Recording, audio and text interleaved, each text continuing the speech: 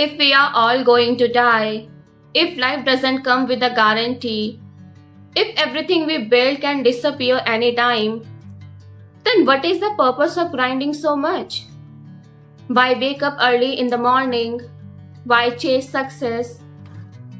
Why sacrifice our today for a tomorrow that isn't even promised? Maybe at some point in life, we all have asked these questions to ourselves. Maybe after failing an exam, maybe after losing someone we loved, or simply lying awake at night wondering, what is all this for? Most people spend their entire life searching for an answer to the above questions. Some look for it in religion, some look in money, some want to find answers in relationships, some hope that one day they will discover the one thing they were born to do. But what if that search itself is based on a false assumption? What if there isn't a purpose waiting somewhere in the universe for you to discover? What if no one, not fate, not destiny, not God, not the universe, has already written the script of your life? What if you were never born with a predefined purpose? What if you exist first, and only then, through every decision you make, every risk you take, every responsibility you accept, you slowly become the person you are? In other words, your purpose isn't found, it's built every single day. And that idea completely changes the question we ask ourselves. Instead of asking, what is the purpose of my life? We begin asking, what kind of life am I creating through my choices? This perspective was given by French existential philosopher Jean-Paul Sartre, who summed it up in one of the most famous lines in philosophy. Existence precedes essence. And once you truly understand what these three words actually mean, you will never think about finding the purpose or meaning of life the same way again. At first, the idea of freedom sounds exciting. I'm free, I'm not obligated, I can become anything, isn't it? But Sartre believed most people don't actually want that much freedom because freedom is heavy. Imagine someone handed you a blank canvas and said, paint your life. No instructions given, no examples given on what to paint and how to paint. No guarantee that you will paint the canvas right. Scary, isn't it?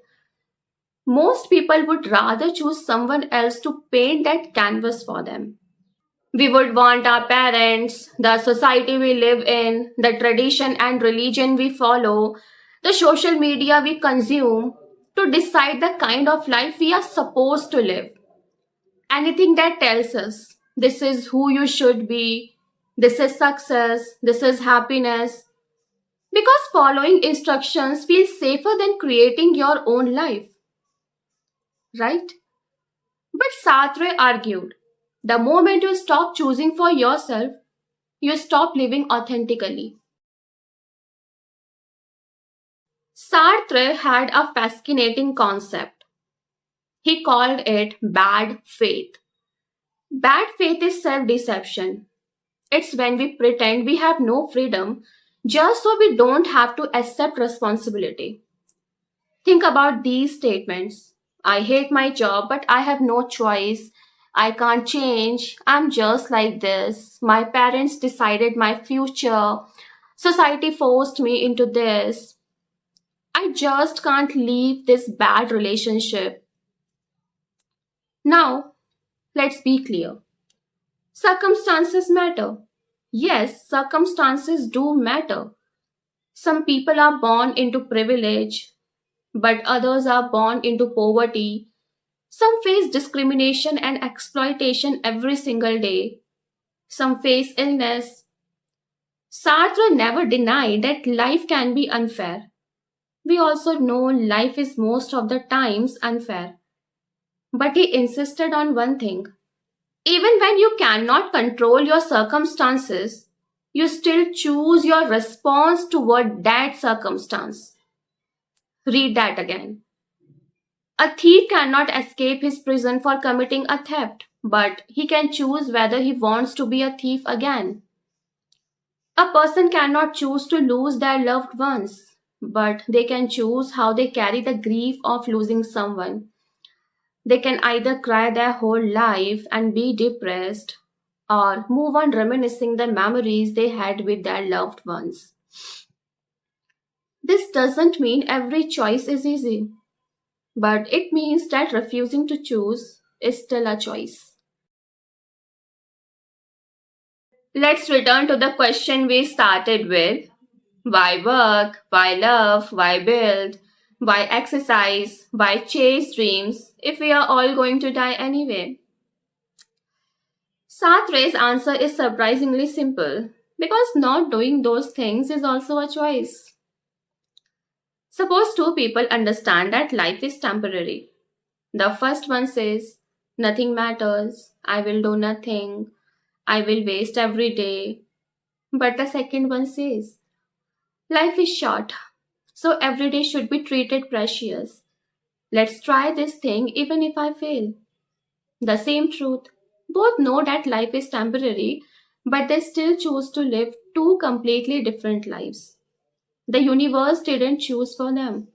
They did choose it intentionally. Meaning doesn't come from the fact that life ends. Meaning comes from how you respond to that fact. Imagine you are given a block of marble. No one tells you what to carve.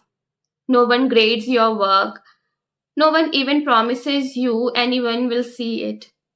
Would you still create something beautiful or just?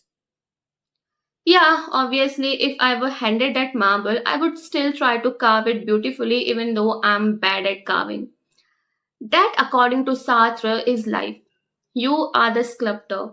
You choose how to carve that marble handed to you, and whether you carve it beautifully or not, that's all upon you. Many people hear Sartre and think, so life is meaningless? But that's not what he meant. He wasn't saying life has no meaning. He was saying meaning isn't found, it's made. Think about friendships.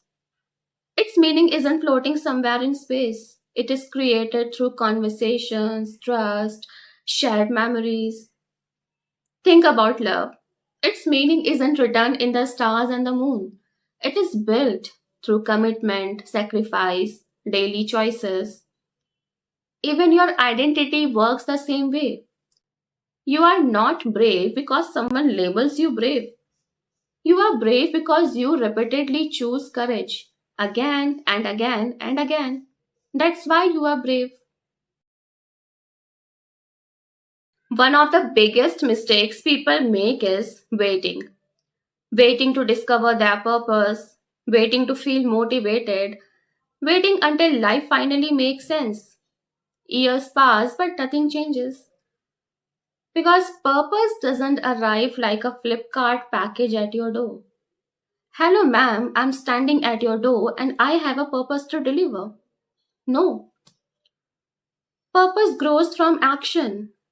You don't find meaning before living, you create meaning by living.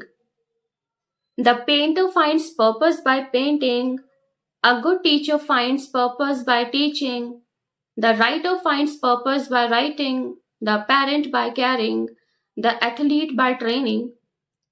Action comes first, then meaning follows. So, what is the purpose of life? Sartre would probably smile at the question, then he would ask one back. What purpose are you creating today? Because life isn't a purpose waiting to be solved, it's a project waiting to be built. You are not born with a script. You write the script for yourself through one decision at a time, one habit at a time, one act of courage at a time. And maybe that's exactly what makes human beings so extraordinary. Not that someone else gave us the meaning of life, but that despite uncertainty, despite suffering, despite knowing that one day we will die, we still choose to love, to create, to learn, to help, to dream, to keep moving forward even if we fail. Not because the universe guaranteed that it would matter, but because we decided it would matter. Every effort we make matter. So the next time you ask yourself, if I'm going to die anyway, what's the point? Remember Sathre's answer. The point isn't hidden somewhere in the future. It is waiting to be discovered. The point is to create the purpose right now. Maybe by the choice you make after this video ends. Because your life isn't defined by destiny. It is defined by you. Only you.